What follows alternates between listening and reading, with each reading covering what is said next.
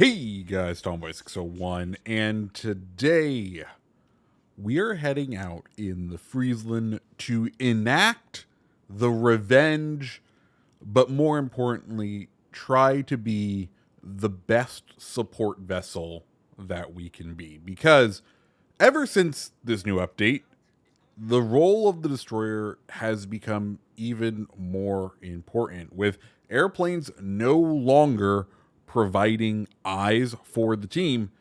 It is very much important for the destroyers to take up that mantle completely. And as such, destroyers have become incredibly important support vessels, and the playstyle of them, I think, for the intelligent destroyer player has definitely changed. And the first thing I want to call out is, well, of course, we do have a full AA build, and we'll go over that. But there is another incredibly important role that the destroyer now needs to play, and that is getting eyes on the enemy as early as possible. With the elimination of all of the extra spotting, it is now on you to be able to try and catch battleships doing some cross mapping early in the game. And if you are able to catch the enemies doing it, well, then hopefully your battleships will be ready to respond and do some damage. Because that is something I have definitely noticed ever since this new update goes. Everyone is much more tentative. And it's totally understandable because, one, there is now death from above that even the strongest AA sometimes can't handle, and therefore you want to clump towards the back.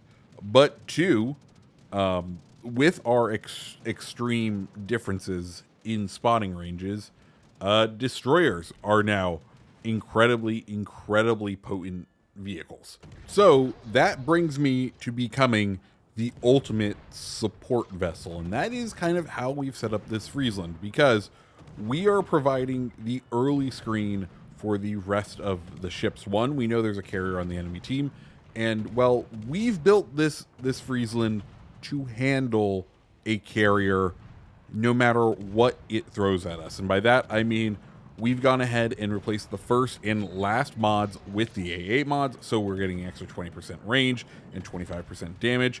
Then we were already running Conrad Hellfreak on our Friesland to go for sort of the fire build, but we've gone ahead and invested in the no-fly zone perk. We've also added King as an inspiration. That way we are getting even further range on our AA. And what does that all mean? Well, it does mean we are doing some incredible damage. Our main guns, because they are dual purpose guns and therefore get counted towards our AA, our two-barreled 120 millimeter guns are going to do 174 damage per second, which is impressive, which is pretty great. But more importantly, they are going to do that out to 6.9 kilometers, which is incredibly impressive. And you can see it has already netted us 18 plane kills.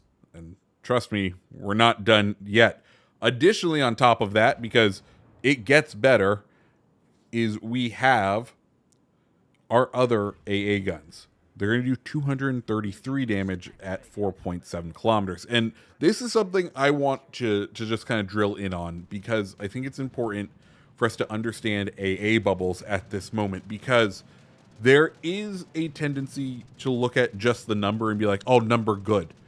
But I think what's more important is that outer range and what percentage of the overall damage that you are doing is in that outer bubble, because you want to be the largest pain in the tuchus for that aircraft carrier.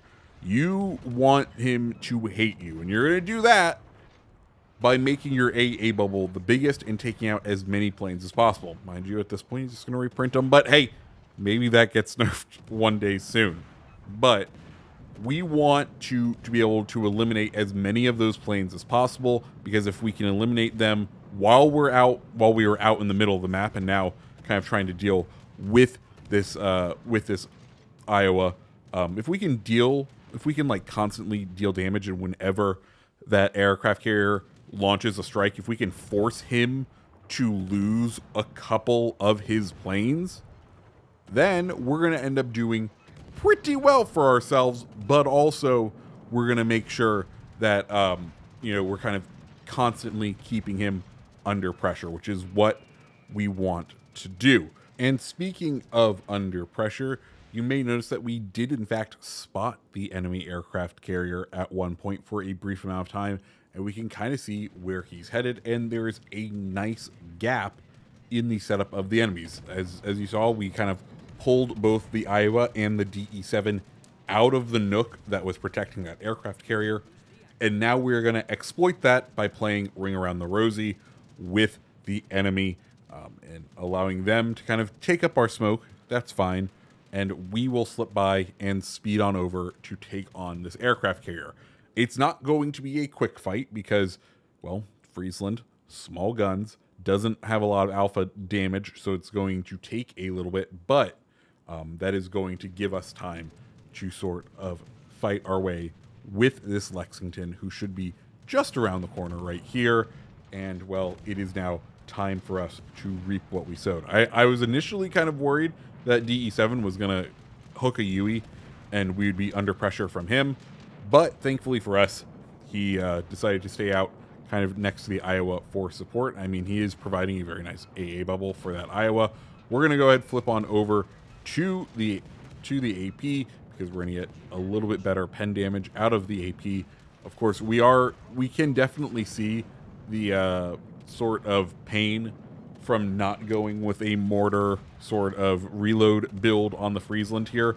We still have fairly impressive DPM overall, but it is definitely taking a minute to be able to mow down this Lexington. But hey, we are about to pick up our clear sky because, well, they did with this update change the way that clear sky work, changing it from a 20 stack metal to a 40 airplane kill as we pick up our clear sky right there. You know, hopefully one day they change that back, or maybe, I don't know, make clear skies a stackable metal for us to be able to get multiple times, especially if planes are going to be as abundant as they are. We might as well reward the player as much as possible for shooting them down, especially, you know, right now it's kind of fairly consistent with being able to hit up AA builds as we pretty much steer right into this torpedo, unfortunately.